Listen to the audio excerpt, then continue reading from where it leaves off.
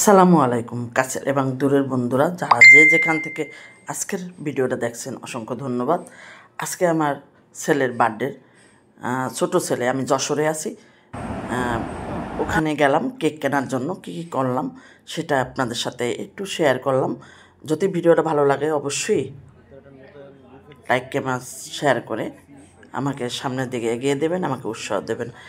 আমি কী খেলাম সেটা আপনাদের সাথে তুলে ধরলাম বসে বসে। আলু ভাজা, আমাদের ফ্রেঞ্চ ফ্রাই আমার খুব পছন্দ। এটাই প্রথম থেকে খাইলাম।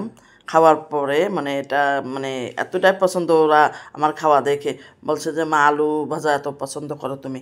আমি হ্যাঁ, আলু ভাজা পছন্দ করি। তারপরে আমাদের খাবার আর একটা নিয়ে আসলো, ছেলের পছন্দেই অর্ডার দিল, টপসি, ইন্ডিয়ান টপসি, সেটা নিয়ে আসলো।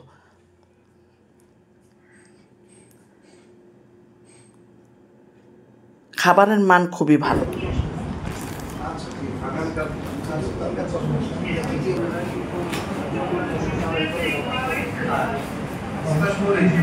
কার পছন্দ? তোর না আমার? ও সব কিছু আমার পছন্দের। আমার ছেলে টপসি খাওয়াইবে আজকে, দেখি এদের টপসি দেখে কেমন লাগে। খারাপ আইলে নিয়েছি। হ্যাঁ, অসুবিধা নেই, ঠিক আছে, রাখো। একটা ছবি নিয়ে লই। বন্ধুরা আমার, আপনারা শুনলেন তো, সব কিছু আমার পছন্দে। আমার ছেলেরা ছিল আমার কলজার টুকরা, সেরকমেরই দুইটা ছেলে মানুষ করছি।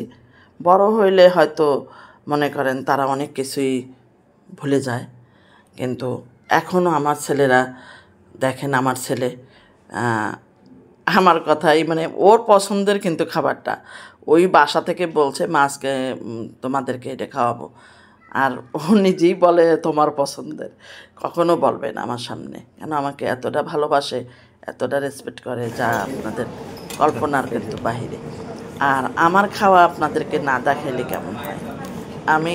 আমার খাওয়া দেখতে অনেকেরই পছন্দ হয়, মনে করেন অনেক খেয়ে ফেলি আমি, কিন্তু আমি এই খাবারগুলো খুব পছন্দ করি। ভাতের চেয়ে, মাছের চেয়ে এই খাবারগুলো আমার কাছে খুব প্রিয়। কিন্তু শরীরের জন্য ভালো না, কিন্তু খাবারের মান তো অনেক ভালো ছিল এখানে।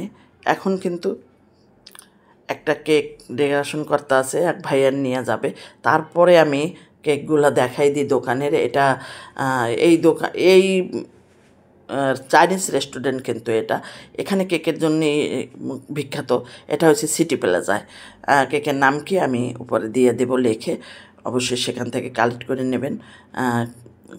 কেকের নাম কি, কেকের দোকানের নাম কি, সেটা আমি অবশ্যই ওখানেই দিয়ে দেবো। আমি এখন মনে ছিল না, এই জন্য আমি আর ভয়েসে বলতে পারি না। এখন কিন্তু আমাদের এটা ক্রিম চিজ কেক, শুধু ক্রিম, ক্রিম চিজ কেক, এটা কি বলবো, এটার মধ্যে কোনো কেক ছিল না, শুধুই আমাদের চিজ ছিল। হ্যাঁ, শুধু চিজ। সে কেক আমরা মানুষই তিনজন, ছোট্ট একটা কেকের 1.5 পাউন্ড মনে হয় অর্ডার দিলাম, দিয়ে ওর নামটা লেখাই দিলাম। ছেলে মেয়ে যত বড়ই হোক না কেন, এরা কিন্তু মা বাবার কাছে খুবই ছোট, বুড়ো হয়ে যাওয়া পর্যন্ত ছোট। আমিও যেমন এখন আমার মা বাবার কাছে ছোট। আমি কখন বড় হব আমি নিজেও জানি না, আপনারা বলতে পারেন। আমি কেকটা নিয়ে নিলাম। আমি জানতাম না, খেয়ালও ছিল না যে আমার ছেলের বার্থডে। এটা অবাক কাহিনী।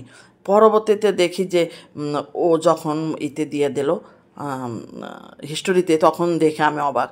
তখন আমি সারপ্রাইজ দিলাম। ও বাসায় অফিস থেকে বাসায় ফেরার পরে আমি ওকে সারপ্রাইজ দিলাম, চলো হ্যাপি বার্থডে টু ইউ বাবা। তখন ও বুঝতে পারছে যে আমার মার মনে আছে। তাই ভাগ্য দেখেন কোথায় নিয়ে আসে। আমি যে এখানে চলে আসবো যশোরে, আমার ছেলের জন্মদিন, এটা কিন্তু আমি কখনো ভাবতেও পারি না। আল্লাহ জানিয়ে আমাকে নিয়ে আসছে আমার ছেলের কাছে। এটা আল্লাহর কাছে আমি শুকর, আলহামদুলিল্লাহ। আমার বাবাকে অনেক বড় করো, অনেক অনেক হায়াদারাজ করুক, আমার বাবা অনেক বড় হোক, আমার সন্তানরা অনেক ভালো থাকুক, এটাই আমি এখন কেকটা কাটতেছি। বাইরে থেকে এসে কেকটা কাটলাম, আমাকে খাওয়াই দেয় ও, ওকে আমি খাওয়াই দিই, মানুষই আমরা তিনজন। তারপরে ওর বাবা আসবে, ওর বাবা ওকে কি করে সেটা একটু দেখার পালা। বাহ, চমৎকার! Happy birthday to you Atikur Rahman Rana.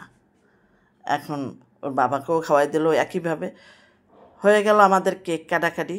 দোয়া করবেন আমার ছেলের জন্য, আল্লাহ যেন ওকে ভালো রাখে, আমিন।